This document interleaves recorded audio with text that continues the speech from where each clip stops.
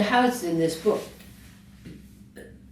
so many of them are listed as being built by the Firearm Development Company, and that's the company that my dad came down here to work with, you know. So when Pat Hennessy listed the houses, she couldn't make my father the builder because he was the contractor, but he wasn't the name on the, you know, like it's Barry Weatherall is the carting company, but if Pablo does the work, Pablo gets the credit for the work, but it's under Barry's name.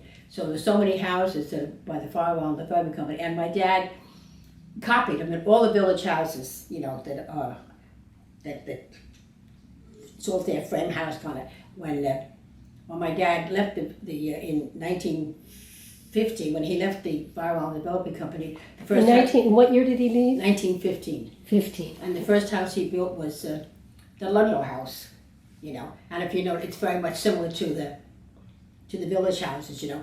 And then people came along, and of course there's so many houses, like the Wiedehoff house, he built the Wiedehoff house, but they have changed it, so, I mean, and it wasn't what I call a coffee house because people wanted something different when he built the house for Edie Watts and Mrs. Bitzer. They're both alike, you know. The Whitney house. And and the house next door that McKellen's had, now that was Mrs. Bitzer's house, and it's the same. Up on Broadway there were two houses, I forget who they were now. I think Suarez was one, and Stanley Conley was the other, and they're very much similar, you know. Right.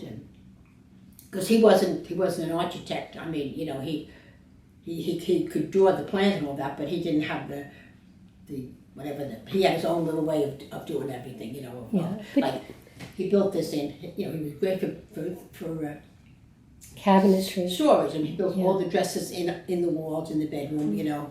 He made this table and chairs, and he made the desk, and that's what he really wanted to be, like a cabinet maker. Right. But there was no money in it. Right. You know, so that's, you know. Yeah.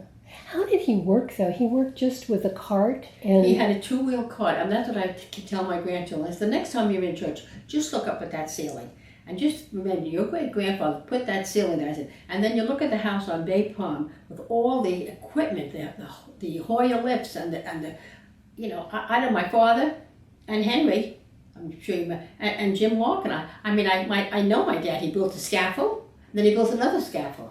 I mean, I'm surprised, you know, it's mind-boggling. It's mind-boggling, you know. I mean, the Protestant church and the first Catholic church on the same style. They were long and fairly low, but the Catholic church and the town hall, they're big buildings. I mean, they're 2 stories high. I mean, and really, I don't know. He built the village hall too? He built the village hall, yeah. He had just completed that before the Hurricane 38, you know. And that's where they all went after the hurricane. That's where they all went when the tide got so rough and everything. They were told to, you know, to evacuate, and then they went to the village hall, you know. That, I mean, I wasn't here. I was in Bayshore when this happened, but I know that there's Where was your father in the 38 hurricane? My mother and father were here with my sister. In fact, who was it? Schmidt's Dorothy Schmidt, Callahan. Well, her granddaughter, or her daughter, one of the Callahans wrote a book about the hurricane, and she took her mother's history, but she made her mother younger, because the mother was like, I'm going to say 18 and 19, and the mother, you know, so reading the book, I picture myself in it, and what's so very cute about it is that she has in there, my dad was responsible for saving Miss Alice. Do you remember Miss Alice? Okay. She ended up in Kissett having the little candy store there. She was assistant to Madame Bassinet, who had a huge big house in the oceanfront, and that house got, all the oceanfront houses got just washed away, and my father found her hanging in a tree, and he carried her into the, you know, and someone said, oh, and he said, sure, I couldn't leave her there. But she thought my father was a walking saint because, you know, he... Where was she found, actually? She was hanging on a tree someplace on Pacific Walk, I think, you know. She'd been washed right out of the house. The whole house, yeah, you know. And her sister was... Her sister was dead, and another woman, Mrs. Haas, had a house up where Ortenburg is, but they had just finished, my father had just finished building. It was a beautiful house, and it was so different from the Coffey house because it had like an open deck all the way looking out at the ocean, you know, which really, the other houses, they just didn't go into those kind of decks back then, you know. And I think they were in it 2 weeks when it had just been completed, and she was there by herself. When the storm started to get bad, she came over because she was friends with Mrs. Bazinet, and she came over and, and they got washed out, It was just, it was a couple of deaths. I mean, there was the school teacher in Kismet, he lost his wife in that, But I have to say, I mean, after this, the devastation after that 38 hurricane, and my God, I don't know how Paul Schmidt, Mayor Schmidt, he got everybody together, the WPA, and I don't remember the summer, the village not being like this year. It was back up and running. I mean, I don't know how, we had a storm which we didn't have this year. What was the month of the 38 hurricane? September 21st, Okay. So, but this one was October. How did you happen to be over on the mainland? Because I was in high school, and I was commuting back and forth.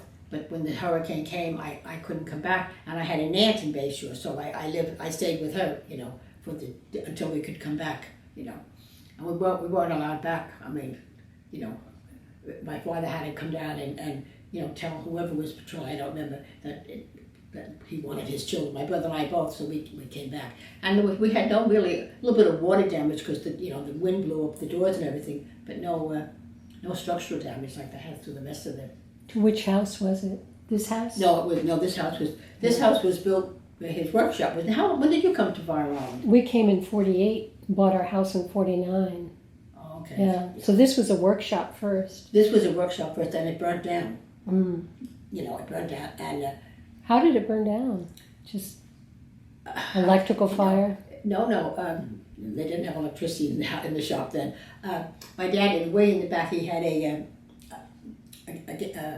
gasoline bandsaw, and apparently there was some of that residue in the sawdust and everything. But it was a day like today, and there was old windows piled up that he would save the pane of glass, And if he needed a pane of glass, he would cut it out and come put it in your, So if, like the next door, they're getting all new windows, so he would save those windows. And apparently, from what the insurance, there was no insurance. The investigators said the heat of the sun ignited it, And I was here at that time, and next, and I come out and look at it, and I said, oh my God, the fog is rolling in. What happened here? And then all of a sudden I saw the flames, and of course the shop went, and the house next door went, and the side of our house, where Mrs. Driscoll, that started to burn, and my dad was working in a house in Kismet for a friend of his, and when by the time they got the water up, there was no pressure, and the house was here, and the water was going, and my father said,